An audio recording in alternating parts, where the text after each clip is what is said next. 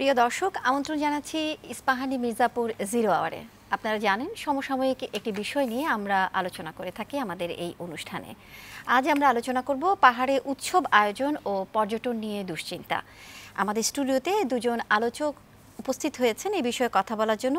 তাদের সাথে পরিচিত হওয়ার আগে আপনাদের জানিয়ে দিতে চাই, পুরো অনুষ্ঠানটি আমাদের ভেরিফাইড ফেসবুক পেজ এবং ইউটিউবে সরাসরি সম্প্রচার হচ্ছে। চলুন দর্শক, আজকের আলোচকদের সাথে পরিচিত হই। আমার প্রথমেই ডান দিকে আছেন ব্যারিস্টার জ্যোতির্ময় বড়ুয়া, আইনজীবী, সুপ্রিম কোর্ট।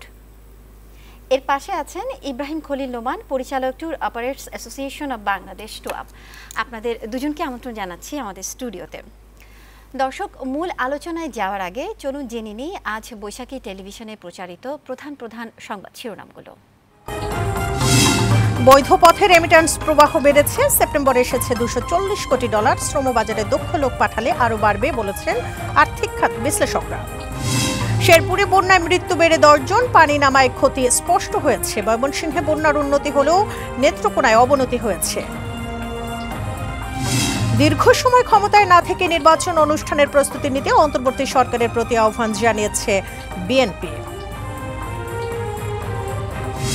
ছাত্র জনতা ঐক্যবদ্ধ হওয়ায় স্বৈরাচারের পতন সম্ভব হয়েছে বলেছেন সমন্বয়ক সার্জিস। বিভক্ত না হতে রাজনৈতিক দলগুলোর প্রতি আহ্বান। এবং আগামীকাল মহাষষ্ঠীতে শুরু হবে 5 দিনের শারদীয় দুর্গোৎসব। মন্দিরে মন্দিরে দেবীর বোধন। দুর্গাপূজার ছুটি বাড়িয়ে পরশু বৃহস্পতিবারও দিয়েছে সরকার। শিরোনাম দেখছিলাম, এবারে মূল আলোচনায় যেতে চাই। জ্যোতির্ময় বড়ুয়া, আপনাকে দিয়ে শুরু করতে চাই। সেটা হচ্ছে যে 8 অক্টোবর থেকে 31 অক্টোবর পর্যন্ত পাহাড়ে পর্যটকদের ভ্রমণ না করার জন্য অনুরোধ করা হয়েছে। এর আগে 3 অক্টোবর রাঙামাটির সাজেকে পরামর্শ দিয়েছেন পর্যটকদের না যেতে জেলা প্রশাসন। পাহাড়ে আমরা অস্থিরতা দেখছি, আপনার কি মনে হয় কেন এই অস্থিরতাটা? দেখুন, এটা তো হঠাৎ করে নতুন কোনো অস্থিরতার বিষয় না। বিষয়টা হচ্ছে অনেক দিনের পুরনো একটা গণ্ডগোল এখানে জিয়ে রাখা হয়েছে। হিস্টোরিক্যালি যদি আপনি দেখেন যে পাহাড়টাকে আপনি যদি সমতলের অন্যান্য জায়গার মতো করে মিলিয়ে বোঝার চেষ্টা করেন, তাহলে সেখানে আসলে অনেকগুলো বিষয় আমাদের বোঝার বাইরে থেকে যাবে। সেখানে যে ডেমোগ্রাফিক চেঞ্জটা জোর করে চাপিয়ে দিয়ে করা হয়েছে 78 সালের পর থেকে, আপনার স্টেট স্পন্সর্ড যে মাইগ্রেশন সেখানে করানো হয়েছে, সেটার ফলে এখন ডেমোগ্রাফিটা কিন্তু চেঞ্জ হয়ে বাঙালির সংখ্যা কিন্তু বেশি, যেখানে 3%-এর বেশি সেই সময়েও বাঙালিদের অস্তিত্ব সেখানে ছিল না। এবং এই 3% যারা সেখানে ছিলেন তারা বিভিন্ন কাজের উপলক্ষে, ব্যবসায়িক কারণে কিন্তু সেখানে থাকতেন। তাদের সাথে কিন্তু কোনো বিরোধ নেই, বা বিরোধ সে সময় কিন্তু ছিলও না। কিন্তু যখনই আপনার স্টেট যখন তারা স্পন্সর করে যখন বিভিন্ন জায়গা থেকে খুঁজে খুঁজে ছিন্নমূল মানুষদেরকে সেখানে ডেমোগ্রাফি চেঞ্জ করার উদ্দেশ্য নিয়ে মাইগ্রেশনটা করলো, তখন কিন্তু একটা অবিশ্বাসের জায়গা তৈরি হয়ে গেল। তারপর থেকে এই সংঘাতের বিষয়টি আসলো। তারপরে শান্তিবাহিনীর গঠন করা থেকে শুরু করে বাংলাদেশ শান্তি চুক্তি কিংবা পার্বত্য চুক্তি, যেটাই বলি না কেন 1997 সনে, সেটার একটা আর্মড কনফ্লিক্টের জায়গাটাও কিন্তু সিরিয়াসলি তৈরি হয়ে সেটা আবার থামানো গেল একটা চুক্তির মাধ্যমে, যে চুক্তিতে বিভিন্ন ধাপে বেশ কিছু অ্যাচিভমেন্ট করার কথা ছিল। সেনাবাহিনীর যে উপস্থিতি সেটা কমিয়ে আনা, তাদের স্বায়ত্তশাসনের জায়গাটাকে চিন্তা করা, তাদের স্বীকৃতির জায়গাগুলো ছিল সেখানে। ভূমি নিয়ে যে বিরোধ, সেটা ভূমি কমিশন করে সেটাকে ভূমির জায়গাটাকে ফিরিয়ে দেওয়ার ব্যাপারটা ওই শান্তি চুক্তির অন্তর্ভুক্ত ছিল। সেগুলোর কিন্তু কোনোটারই সে অর্থে বাস্তবায়ন হয়নি। যে কটি আসলে শর্তগুলো পূরণ করার কথা ছিল, 2-3টে ছাড়া বাকিগুলোকে কিন্তু আর কোনোভাবেই এত বছর চলে যাওয়ার পরেও 97 থেকে কোনো কিছু দৃশ্যমান নাই। না থাকার ফলে যেটা হয়েছে, সেখানে কিন্তু আসলে একদিকে যেমন সংঘাতটা বেড়েছে এবং অবিশ্বাসের জায়গাটা যেমন তৈরি হয়েছে, তেমনি আবার এই যে বললাম ডেমোগ্রাফিক বড় রকমের চেঞ্জ, যেখানে বাঙালির সংখ্যা বেড়ে গিয়ে আপনার 52% থেকে 53%-এর কথা বলা হয়। সেটা হয়তো একটু কম বেশি হতে পারে, কিন্তু পাহাড়িদের তুলনায় আসলে এখন বাঙালিদের সংখ্যাটা বেশি, যেহেতু এখন 3rd জেনারেশন চলছে সেখানে। এই কারণগুলো দেখিয়ে প্রায় সময়ই দেখবেন যে কোনো না কোনো কারণে একটা জাতিগত সংঘাতের দিকে চলে যায়। যেমন আমরা এবার 18 থেকে 20 অগাস্টের মধ্যেও যে ঘটনাগুলো দেখবেন যে ওখানে খুব অন্যায়ভাবে একজনকে মোটরসাইকেল চুরি করে পালিয়ে যাচ্ছিল, সেখানে পিটিয়ে মারার ঘটনা ঘটেছে বলে অভিযোগ আছে, এবং তিনি যে নতুন করে সূত্রপাত হলো, এবং সেখানে যে ব্যক্তিটি মারা গেলেন দেখবেন তার স্ত্রী মামলা করেছেন, তার মধ্যে 1 থেকে 3 পর্যন্ত আসামি কিন্তু সবাই বাঙালি। কিন্তু পাহাড়িরা তাদেরকে আক্রমণ করেছে বা একে হত্যা করেছে এই অভিযোগ দিয়ে কিন্তু পাহাড়িদের বাড়িঘরের মধ্যে আক্রমণ করা শুরু হলো, অর্থাৎ একটা জাতিগত সংঘাতের দিকে বিষয়টাকে চলে গেল। পুরোটাই একটা সাম্প্রদায়িক চেহারা নিল ঘটনাটা। এখন তারা যারা প্রতিরোধ করার চেষ্টা করেছে সেখানে কিন্তু সেনাবাহিনী থেকে শুরু করে স্থানীয় প্রশাসনের ব্যক্তিবর্গ যারা ছিলেন তারা কিন্তু কোনো রকমের প্রিভেন্টিভ কোনো মেজার্স কিন্তু নিলেন না। ঘটনা কিন্তু শুরু হয়ে একদম সাথে সাথে 1 ঘন্টার মধ্যে শেষ হয়ে গেল, ব্যাপারটা কিন্তু তা না। 18 থেকে 20 2 দিন ব্যাপী খাগড়াছড়ি এবং রাঙামাটি পুরো এই দুটো জেলার মধ্যে কিন্তু ঘটনাগুলো ঘটেছে, যেটাকে এত সেনাবাহিনীর উপস্থিতি থাকা সত্ত্বেও কিন্তু কন্টেইন করা যায় না, বা কন্টেইন করার হয়তো সেরকমের 144 ধারা জারি হয়েছে, কিন্তু পরে ঘটনাগুলো সব শেষ হওয়ার পরে প্রায় বোধহয় 20 তারিখের দিকে দুপুর বেলায় দেখা গেল যে এরকম 144 ধারা জারির ঘটনা ঘটেছে। কিন্তু যেখানে আপনি সেনাবাহিনীর এত বেশি উপস্থিতি, সেখানে তাদের উপস্থিতিতেও সমস্ত ঘটনাগুলো কীভাবে ঘটতে পারে জাতিগত বিদ্বেষে। কারণ কথাটা তুলছি এই কারণে, একই সময়ে দেখবেন ঢাকা বিশ্ববিদ্যালয়ে তফাজ্জল নামে একজন শিক্ষার্থীকে হত্যা করা হয়েছে পিটিয়ে। জাহাঙ্গীরনগর বিশ্ববিদ্যালয়ে একই রকমের ঘটনা ঘটেছে। সেখানে তো ধরেন বাঙালি পরিবারের মধ্যে কারো ঘর বাড়িতে গিয়েও কেউ কিন্তু আগুন দেয়নি, বা ঢাকা বিশ্ববিদ্যালয়ে জ্বালিয়ে দেবো এই কথা বলেও কিন্তু কেউ প্রসেশন নিয়ে বের হয়নি, কিংবা কোনো রকমের একটা চেষ্টাও হয়নি। হবে কেন? হওয়ার তো কোনো কারণ নেই, কোনো যুক্তিসঙ্গত কারণ নেই। কিন্তু এইটাই কেমন করে যেন যুক্তিসঙ্গত কারণ হয়ে দাঁড়ায় পাহাড়ের জন্য। পাহাড়েও পিটিয়ে মারলো, আমরা সেটাকে সাপোর্ট করছি না, যেই মারক সেখানে সেটা তো তদন্ত করে বের করবে।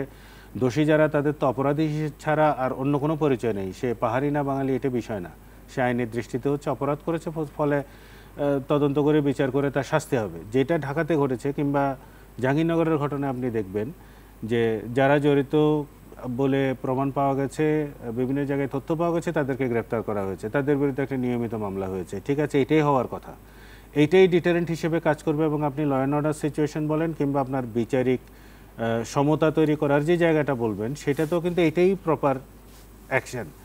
কিন্তু পার্বত্য চট্টগ্রামে একই রকমের ঘটনায় আমি যদি মব কিলিংয়ের কথাও যদি ধরি, তাহলে সেখানে আসলে একটা জাতিগত সংঘাতের দিকে রূপ নিল কেন?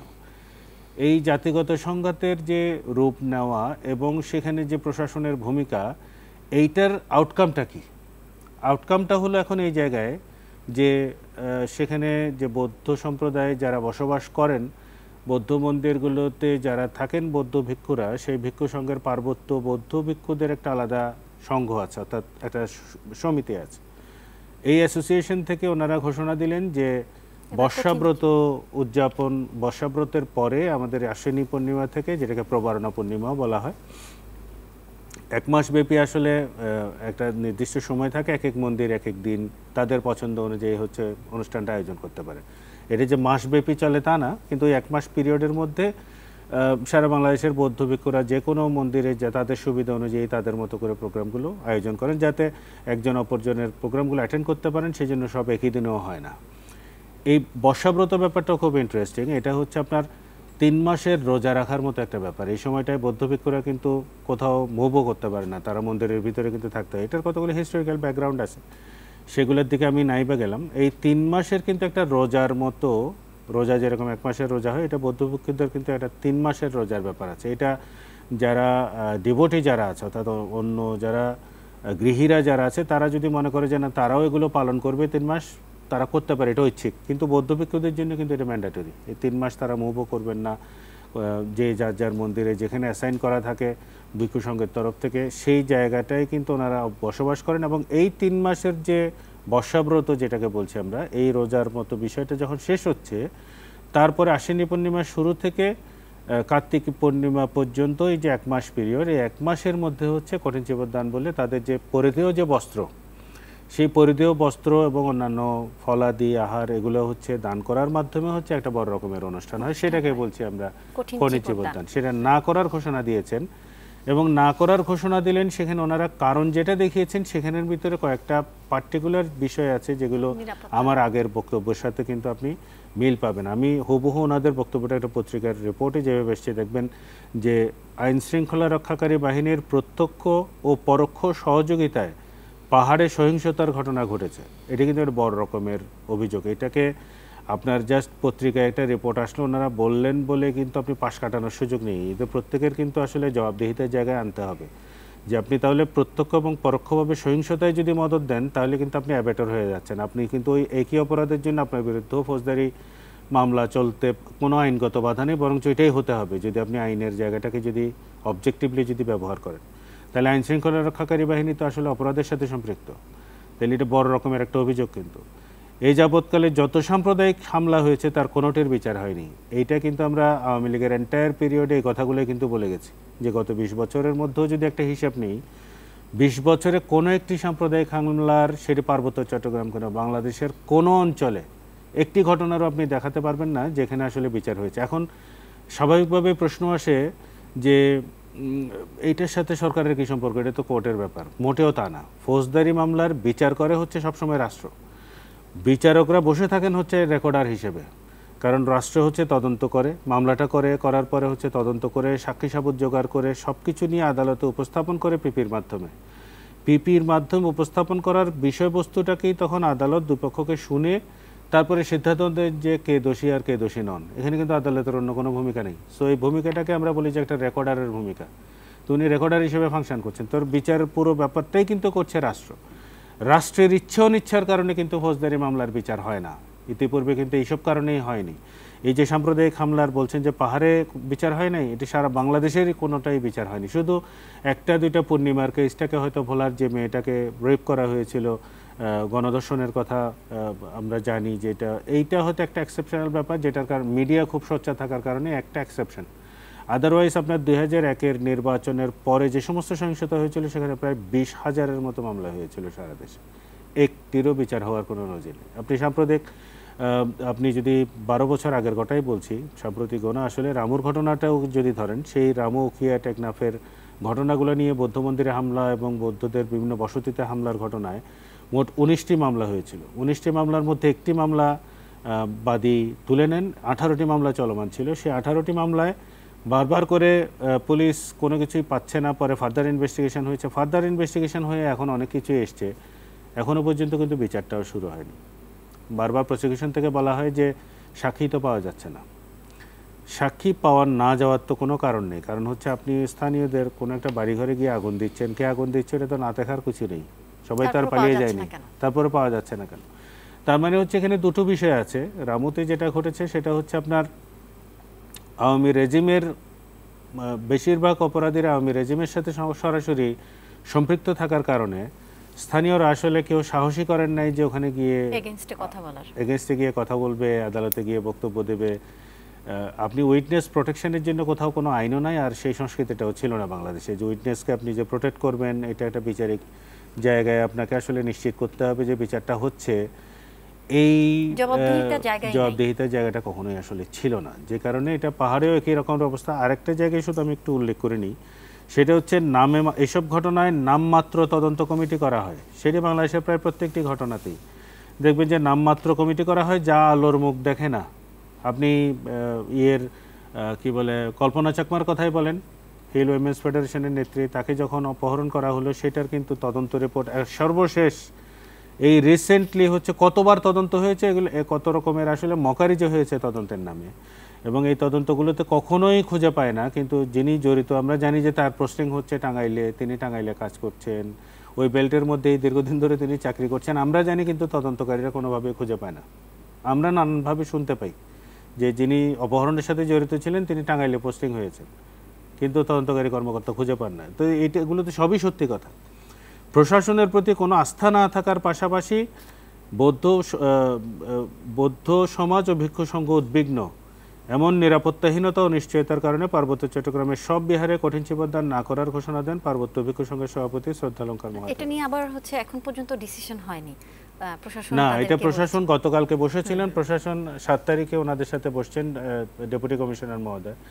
ওনারা তারপরেও ওনার কথায় কোনো রকমের ভরসা না পেয়ে উনি বলেছেন যে আমরা নিরাপত্তা নিশ্চিত করব।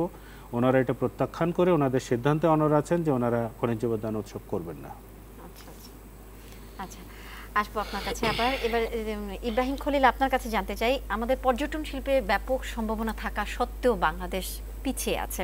বিশ্ব অর্থনৈতিক ফোরামে ভ্রমণ ও পর্যটন উন্নয়ন সূচক 2024 অনুযায়ী 119 দেশের মধ্যে বাংলাদেশের অবস্থান 109, দক্ষিণ এশিয়ার মধ্যে সবার শেষে। কেন, আপনি কি মনে করেন?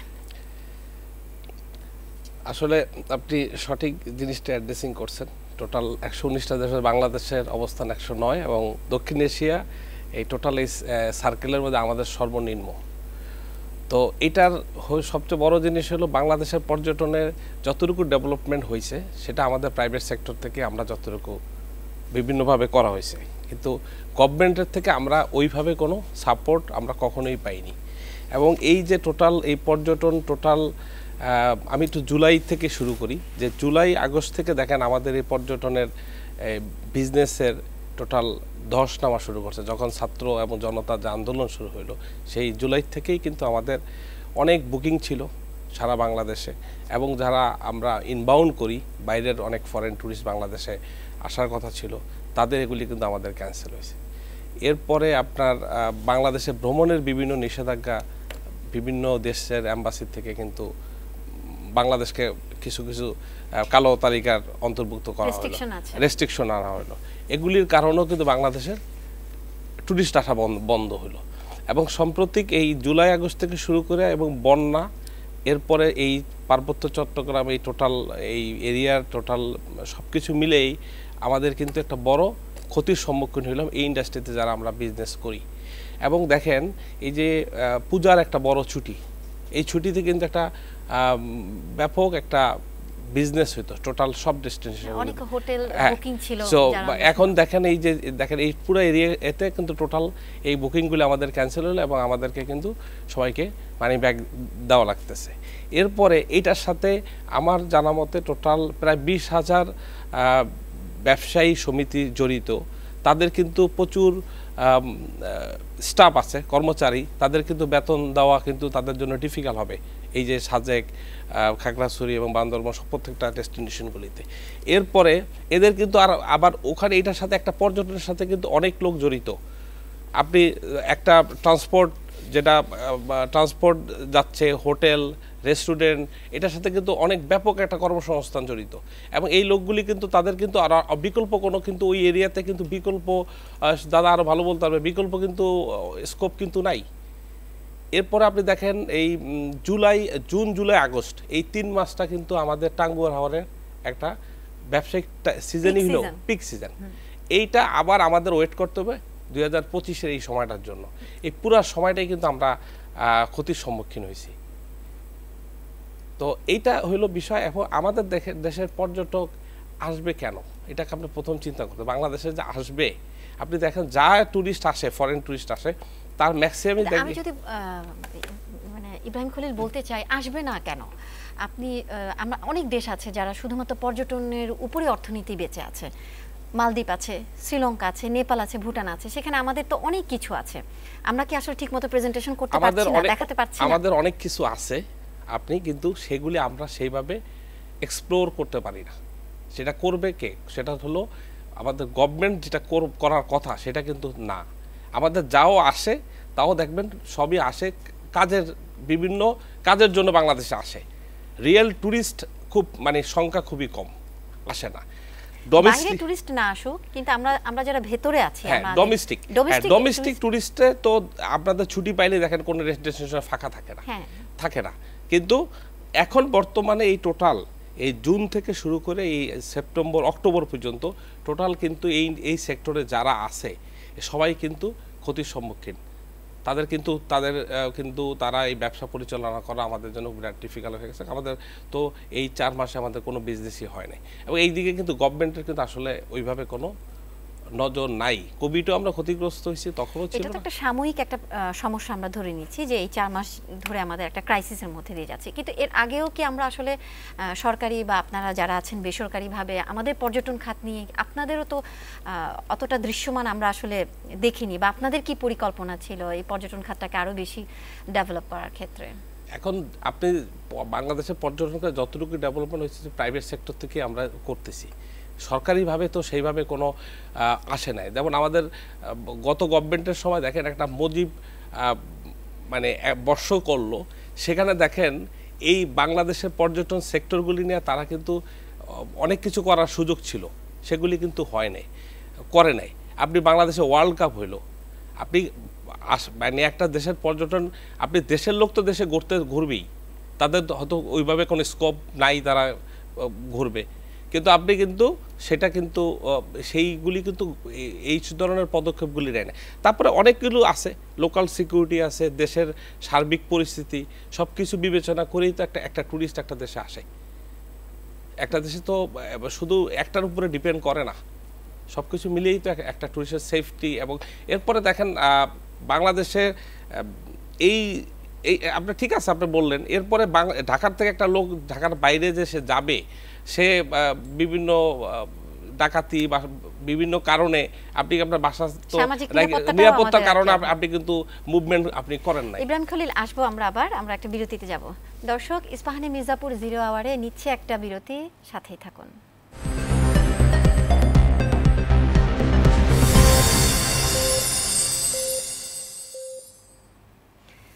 বিরতির পর ফিরে এলাম ইস্পাহানি মির্জাপুর 0 আওয়ারে।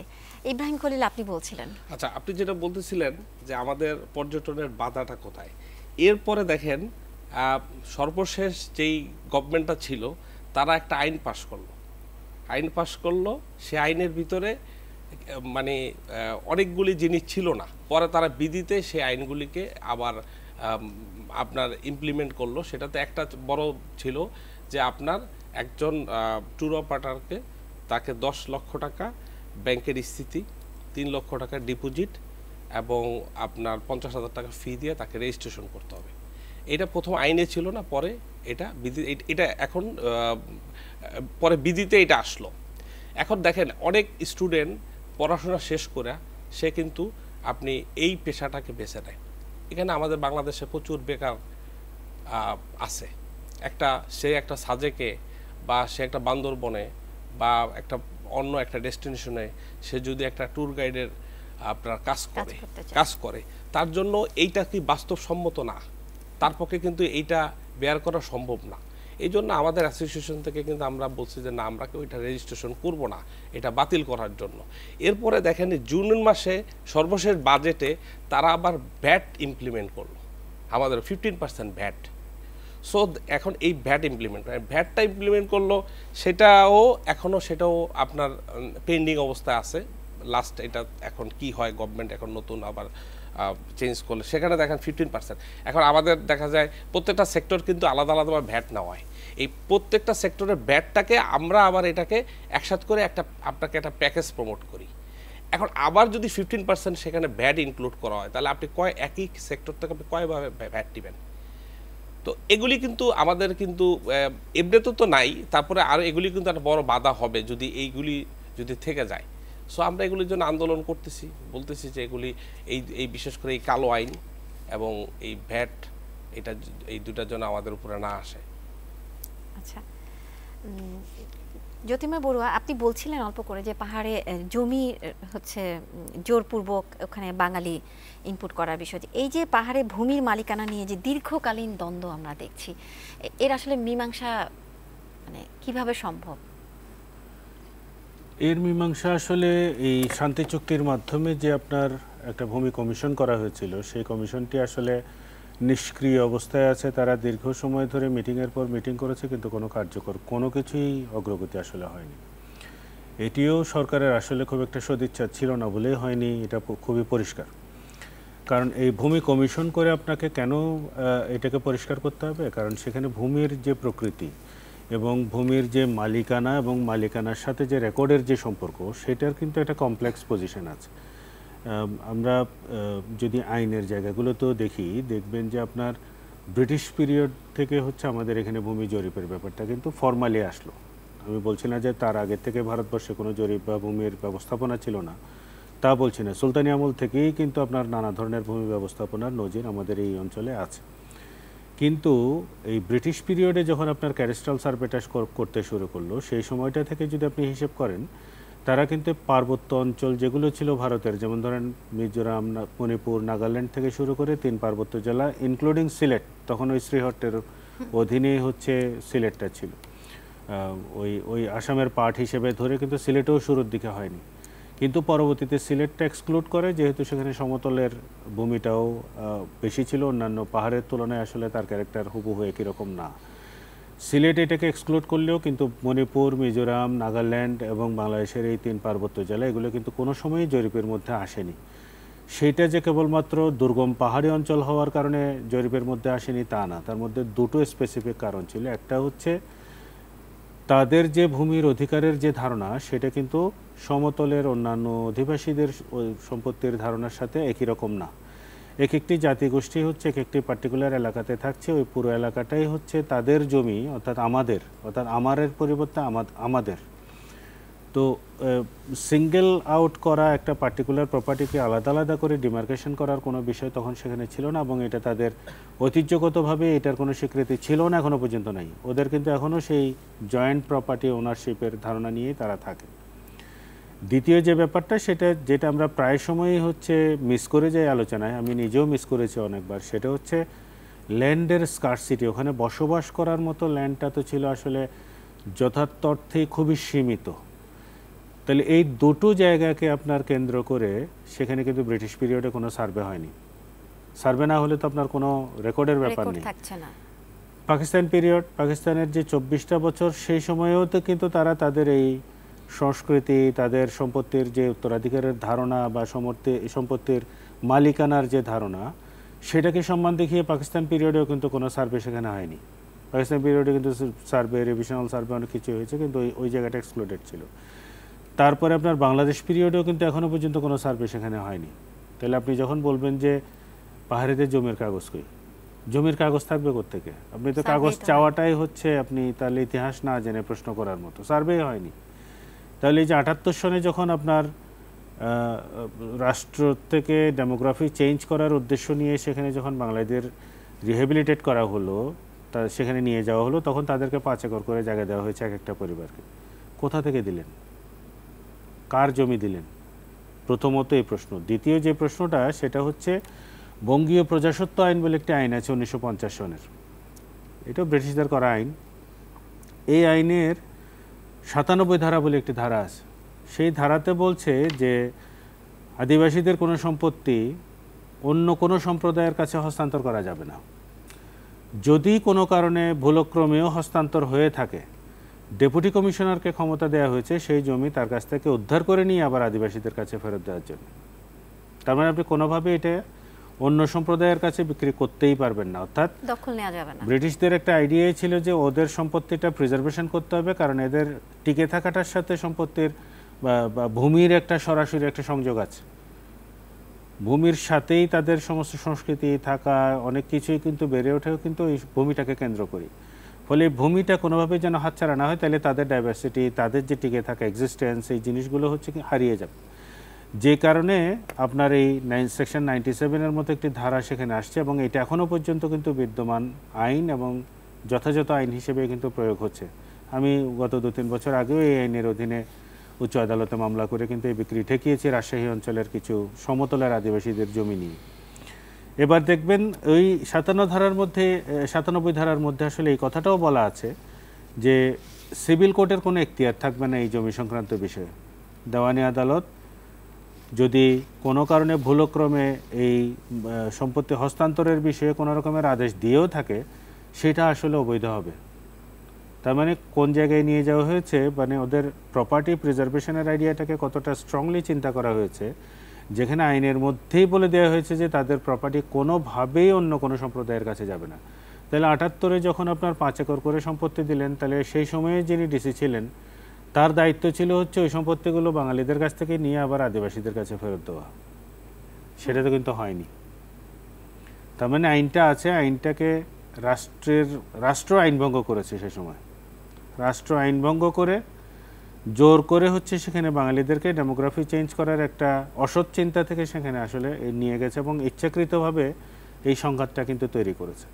ফলে এখন ধরেন আমি যদি প্র্যাকটিক্যালি বলি যে ওখানে এই যে 52-53% যে পার্সেন্টই হোক না কেন এরকম সংখ্যার বাঙালিদেরকে কালকে ওখান থেকে বিদায় করে দিতে হবে, সেটা আসলে কতটুকু প্র্যাকটিক্যাল হবে বা কিভাবে সেটা সম্ভব হবে, বা তাদেরকে যদি সরিয়ে আনতেও হয় তাদেরকে আবার রিহেবিলিটেটটা কোথায় করবে, এটা তো একটা লম্বা প্রক্রিয়া। এই আলোচনাগুলো সমাধান হতে পারে ভূমি কমিশনের আলোচনার মাধ্যমে। সেখানে পাহাড়িদের যথাযথ অংশগ্রহণের মাধ্যমে তাদের স্বায়ত্তশাসনের জায়গা, তাদের অধিকারের স্বীকৃতির জায়গাটাকে কিন্তু আপনাকে প্রায়োরিটি দিতে হবে। কেন? এইটাই কিন্তু 97-এর আপনার পার্বত্য শান্তি চুক্তি যেটা আমরা বলছি, সেই শান্তি চুক্তির মূল এসেন্স, যে তাদের স্বায়ত্তশাসন, তাদের হচ্ছে ইতিমধ্যেই স্বায়ত্তশাসনের কথা যখন বলছি, ইতিমধ্যেই তাদের একটা কিন্তু হাইব্রিড সিস্টেম সেখানে চালু আছে। কেন হাইব্রিড সিস্টেম বলছি?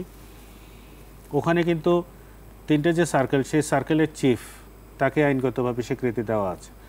তারপরে আপনার মহল্লা, পাড়া মহল্লার যে প্রধান, মৌজা প্রধান, এরকম হেডম্যান, কারবারি, এনাদেরও কিন্তু উপস্থিতিগুলো সেখানে স্বীকার করে নেওয়া হয়েছে এবং তাদের ক্ষমতাগুলো আইনের মধ্যেই স্বীকার করে নেওয়া হয়েছে। একই সাথে কিন্তু আবার ডেপুটি কমিশনারও থাকছে।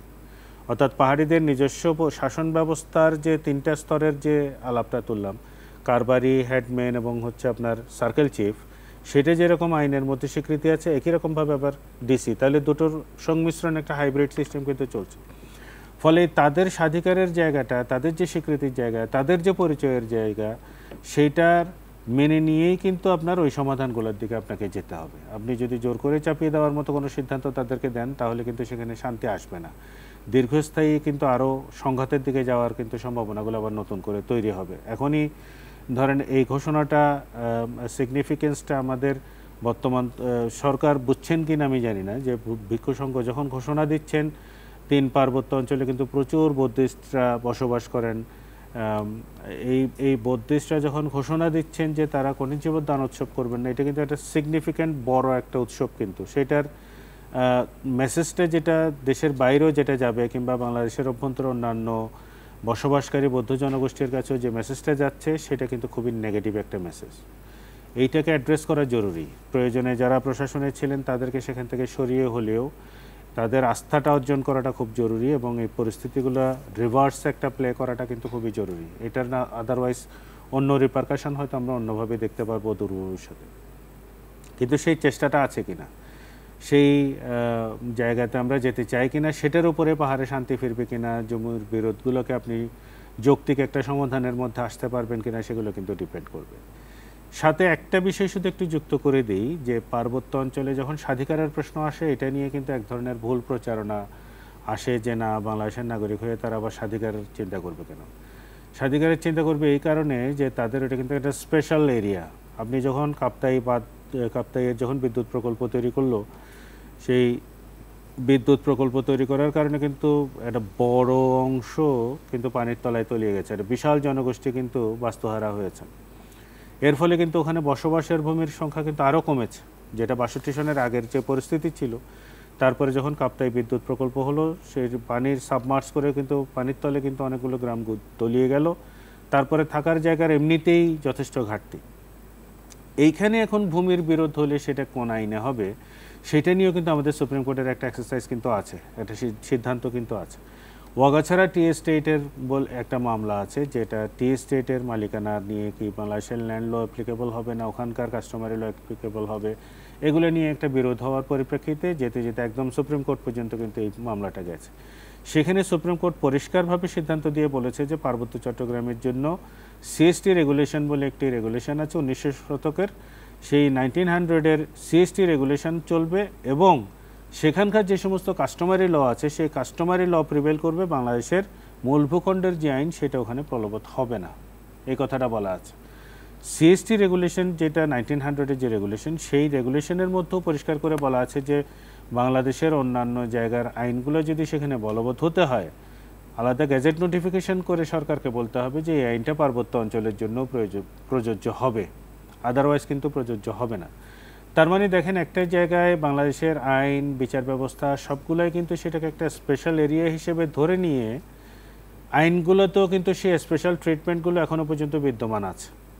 আরেকটা বিরোধ হচ্ছে আদিবাসী শব্দটা নিয়ে। এটা একটা খুব পিকুলিয়ার বিরোধ আমাদের দেশে। আদিবাসী শব্দটার মিনিং তৈরি করে হচ্ছে কে কত আদি থেকে এই এরিয়াতে বসবাস করছে। আদিবাসীর সাথে আদিতে বসবাস করা না করার আসলে কোনো রকমের সম্পর্ক নেই। আপনি যদি আমাদের 1957 সনে একটা কনভেনশন হয়েছে, ইউএন কনভেনশন, যেটাতে বাংলাদেশ অনুস্বাক্ষর করেছে, সেইটি অনুস্বাক্ষর করার পরে 1989 সনে নতুন আরেকটি কনভেনশন হয়েছে, যেখানে আদিবাসীদের বা ইন্ডিজিনাস পিপলদের অধিকারের স্বীকৃতি দিয়ে যে ইউএন কনভেনশন, সেখানে বাংলাদেশ আর অনুস্বাক্ষর করেনি এখনো পর্যন্ত।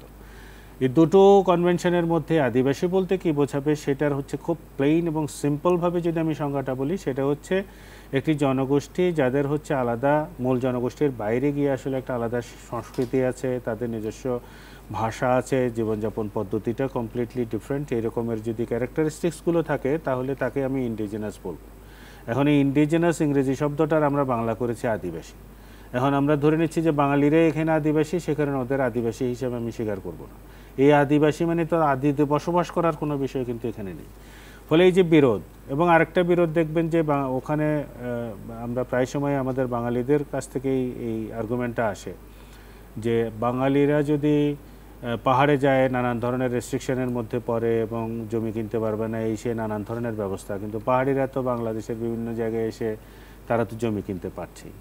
তো বাংলাদেশের বিভিন্ন জায়গায় জমি কেনা আর পাহাড়ে গিয়ে হচ্ছে আপনি তাদের জীবনটাকে, জীবন বৈচিত্র্য, তাদের সংস্কৃতি সব কিছুকে আপনি ইন্টারফেয়ার করে হচ্ছে এমনিতেই যেখানে ভূমির স্বল্পতা আছে, বসবাসযোগ্য ভূমির, বাকিগুলো তো সবই হচ্ছে ফরেস্ট, যে ফরেস্টগুলোতে থাকার সুযোগ নেই, তাহলে সেই জায়গায় যাওয়াটা কিন্তু একই রকমের আলাপ না।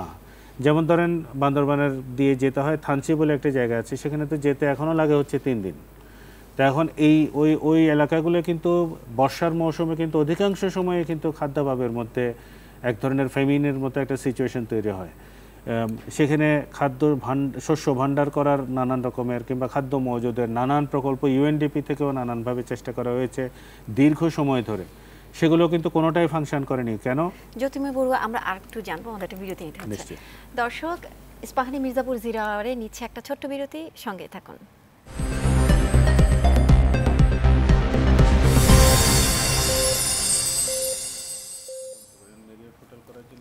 ইস্পাহানি মির্জাপুর 0 আওয়ারে বিরতির পর ফিরে এলাম। ইব্রাহিম খলিল, আপনার কাছে জানতে চাই, এই পাহাড়ে পর্যটনের জন্য হচ্ছে সবচেয়ে বড় অর্থনৈতিক চালিকা শক্তি পর্যটনটাকে যদি আমরা ধরি, তো সরকারের এমন সিদ্ধান্তে কি পরিমাণ ক্ষতির আশঙ্কা করছেন আপনি? আসলে এখানে ব্যাপক ক্ষতির, হঠাৎ করে এই সিদ্ধান্ততে ধরেন এখানে প্রায় 20,000, আমি আগেও বলছিলাম 20,000 মালিক সমিতি আছে, তাদের সাথে একটা বড় অংশ তাদের কর্মচারীরা, স্টাফরা যারা আছে, এবং এই হঠাৎ করে এটা বন্ধ হওয়ার কারণে তারা কিন্তু তাদের মূল যেই জীবিকা নির্ভর, এটা কিন্তু তাদের ব্যাহত হলো। এবং আপনার এখানে তাদের কিন্তু অন্য কোনো কর্মসংস্থান নাই পাহাড়িদের, তারা কিন্তু অনেকটাই ট্যুরিস্টের উপরে ডিপেন্ড করে। এবং আপনি দেখেন যারা ওখানে মানে ট্রান্সপোর্ট সার্ভিসটা দিত, তাদের কিন্তু এটা বন্ধ হয়ে গেল, রেস্টুরেন্ট, হোটেল সব কিছু। তো এখানে একটা ব্যাপক ক্ষতির সম্মুখীন হলো। তো এখানে আমি মনে করি এখানে গভর্নমেন্টের উচিত হবে ইয়াদেরকে সবাই সরকারি একটা পুনর্দনার ব্যবস্থা করা। হ্যাঁ, সেটা আজকে দেখেছি, আজকে সোমবার দিন হচ্ছে রাঙ্গামাটিতে এবং জেলা প্রশাসক সহায়তা করা। হ্যাঁ, পর্যটন ব্যবসার সাথে জড়িত 10টা সংগঠন জেলা প্রশাসনের কাছে গিয়েছেন, তারা 4টা দাবি তুলেছেন। সেখানে আছে তাদের হচ্ছে নিষেধাজ্ঞা প্রত্যাহার করতে বলেছেন, উদ্যোক্তাদের সাথে মানে পর্যটন ব্যবসা যারা জড়িত তাদের সাথে পরামর্শ নিতে বলেছেন, আর্থিক প্রণোদনা তারা চেয়েছেন, এবং পর্যটন খাতের বিকাশ এবং উন্নয়নের জন্য তারা অর্থনৈতিকভাবে একটা সমর্থনও চেয়েছেন। এই যে দাবিগুলো এখন আমরা দেখতে পাচ্ছি, এগুলো তো আগেও ছিল, এখনো আবার নতুন করে আসছে, তারপরে এই দাবিগুলো আসলে কেন মানা হচ্ছে না বা মানা যাচ্ছে না? এখন এটা মানা হচ্ছে না কেন, সেটা তো আসলে যারা মানে দাবি মানবে তারা আসলে বলতে পারবে। সো আরেকটা জিনিস হলো, ওখানে পর্যটন যাতায়াতেরও কিন্তু অনেক বাধা বিপত্তি। আপনি সাজেকে যদি যান, আপনি একটা নির্দিষ্ট টাইমে, সকালে আপনি ভোরে পৌঁছাইতেছেন ভোর 5টার সময়, 11টার সময় স্কোয়াড দিয়ে আপনাকে নিয়ে যাচ্ছে। সো এই যে 6-7 ঘন্টা, এটা কিন্তু ট্যুরিস্টের জন্য একটা বড় ধরনের বিড়ম্বনা আপনার ওই স্পটগুলিতে যাওয়ার জন্য। তো এগুলি আসলে আমার মনে হয় যারা এই সেক্টরে কাজ করে তাদের সাথেও তো গভর্নমেন্টের আলোচনা করে একটা সিদ্ধান্তে আসা উচিত, এবং এই ট্যুরিস্ট স্পটগুলিকে আলাদাভাবে জোন করে যদি তারা চিন্তা করে, এখান থেকে আমাদের বড় কিন্তু একটা মানে আমাদের জাতীয় অর্থনীতিতে একটা রেভিনিউ আসবে। আমি আপনাকে একটু বলি, দেখা যায় 2019-এর জরিপ অনুযায়ী গ্লোবাল জিডিপিতে আপনার 10.4 মধ্যে আমাদের কন্ট্রিবিউশন আছে 3%। তারপরে 2019-এর একটা জরিপে দেখা যাচ্ছে প্রায় 40 লাখের কর্মসংস্থান হয়েছে এই সেক্টরে। তো এখানে কিন্তু আমাদের একটা বড় সম্ভাবনার জায়গা এই ট্যুরিজম সেক্টরটা। যদি গভর্নমেন্ট সঠিকভাবে নজর দেয়, আমাদেরকে যদি সহযোগিতা করে, আমি মনে করি এখানে একটা ব্যাপক সম্ভাবনা আছে বাংলাদেশে। কারণ আমাদের প্রকৃতির অনেক সৌন্দর্য আমরা কিন্তু আছে, কিন্তু আমাদের এই জিনিসগুলির সেইভাবে ফুটিয়ে তুলতে পারছি না বিভিন্ন রকম প্রতিবন্ধকতার জন্য। জ্যোতির্ময় বড়ুয়া, আপনার কাছে ছোট্ট করে যদি জানতে চাই যে এই যে পর্যটন আমাদের পাহাড়ের অর্থনীতির সবচেয়ে বড় একটা শক্তি, এই পর্যটন শক্তির জন্য মানে বিকাশের কারণে আমরা অনেকে মনে করেন যে পাহাড়ে বেশ কিছু সমস্যাও তৈরি হয়েছে, আপনি কি মনে করেন? পাহাড়ে আসলে আপনি পর্যটনের ব্যাপারটাকে আমি যেভাবে দেখি সেটা হয়তো নোমান ভাইয়ের লেন্সের সাথে মিলবে না। কারণ হচ্ছে পাহাড়ের পর্যটন হিসেবে যখন আপনি পাহাড়টাকে ওদের লাইভলিহুডটাকে পর্যটন হিসেবে দেখার চেষ্টা করবেন, তখন যেটা আড়াল হয় সেটা হচ্ছে সাজেকের পর্যটন তৈরি করার পেছনে মানুষদের জমি কেড়ে নেওয়ার গল্পটা আড়াল হয়। ওখানে যে সমস্ত পাহাড়ি জনগোষ্ঠীকে হত্যা করা হয়েছে, নানানভাবে নিপীড়ন করা হয়েছে, সেই গল্পগুলো আড়াল হয়। আপনি দেখবেন যে বান্দরবানের মেরিয়ট হোটেল করার জন্যে আপনার 300 ম্রো পরিবারকে উচ্ছেদ করে সেখানে হোটেল তৈরি করার এক ধরনের প্রকল্প শুরু করেছিল, যেটা পরবর্তীতে পিছিয়ে এসছে। এরপরে শিকদার গ্রুপ থেকে সেই একই কাজগুলো করার সেখানে প্রচেষ্টা এখনও পর্যন্ত তলে তলে চলমান। এই যে নাগরিকদেরকে সেখানকার মানুষগুলোকে তাদের জীবন থেকে, তাদের ভূমি থেকে উচ্ছেদ করে যে পর্যটন, এই পর্যটন তো পর্যটনের ধারণার জায়গা থেকে আসলে খুবই গোলমেলে। ফলে পাহাড়ের পর্যটন আমার জন্য আসলে খুব বেশি উপভোগ্য কখনো না, যে কারণে আমার কখনো সাজেকে যাইনি, এটা প্রতিবাদের জায়গা থেকেই। মানে পাহাড়ে পর্যটনের জন্য আমি বাংলাদেশের নাগরিক হয়ে আমার খুব কাছাকাছি জেলাতে আমার বসবাস হওয়া সত্ত্বেও আমি কিন্তু পর্যটনের উদ্দেশ্যে কখনো যাইনি। ফলে কিন্তু আমার পর্যটনের উদ্দেশ্যে আমি সিলেট যাচ্ছি, আমার অন্যান্য জায়গাগুলোতে যাচ্ছি, সেখানে আমার কিন্তু ওই বিরোধটা তৈরি হচ্ছে না। আমি অধিকাংশ ক্ষেত্রে হয়তো জানিও না যে সেই জায়গাগুলো কিভাবে, সেখানেও এরকম নিপীড়নের ইতিহাসগুলো আছে কিনা। পর্যটনের জায়গাটাকে যখন আপনি চিন্তা করবেন, তখন পর্যটনটাকে তো স্থানীয় মানুষগুলোকে ওন করার ব্যাপারটাও তো থাকতে হবে। প্লাস নোমান ভাইয়ের যে ব্যাপারটা, আমি পাহাড় থেকে যদি একটু সরেও আসি, আমরা কিন্তু ট্যুরিস্ট পুলিশ দেখেছি আলাদা করে। ট্যুরিস্ট পুলিশের নানান ধরনের কাজ আছে, নানান পজিটিভ কাজের কথাও কিন্তু আমরা শুনেছি, কিন্তু আলটিমেটলি কিন্তু ট্যুরিজমটাকে একটা নিরাপদ জায়গায় কিন্তু নিয়ে যাওয়া যায়নি। ফলে বিকাশটা তো হচ্ছেই না। অসংখ্য ধন্যবাদ দর্শক। ইস্পাহানি মির্জাপুর 0 আওয়ার আজ এ পর্যন্তই। দেখা হচ্ছে আগামীকাল নতুন কোনো বিষয়ে নতুন অতিথিদের সাথে। সে পর্যন্ত সবাই ভালো থাকুন, সুস্থ থাকুন, বৈশাখী টেলিভিশনের সাথেই থাকুন। শুভরাত্রি।